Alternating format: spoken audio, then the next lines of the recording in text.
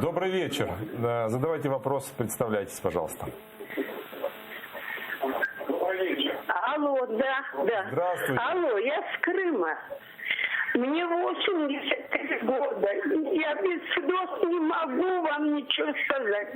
Считайте, что мы без АТР, крымские татары, пропадаем здесь. Нам АТР нужен. А можно вам Вот что я хочу сказать. Украина пусть нас не бросает.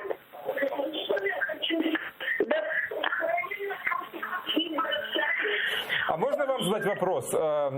Что вы смотрите? Вот какие программы на АТР вы включаете? Мы на АТР все каналы смотрим с утра до вечера. И украинские каналы вот теперь заблокировали. Нам никакой информации, можно сказать, нету. А вот я... С Украины. Мы живем мечтой как бы в Украине.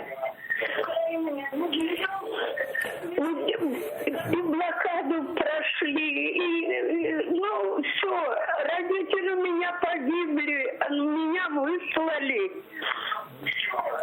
Я дуже дякую за цей дзвінок. Спасибо вам за звонок. Это даже, я бы сказал, не звонок, а крик души. Это... І я би дуже зараз попросив редакторів саме зараз вирізати цей шматочок цього дзвінка. Ми обов'язково це опублікуємо у Фейсбуці і помітимо там усіх представників влади.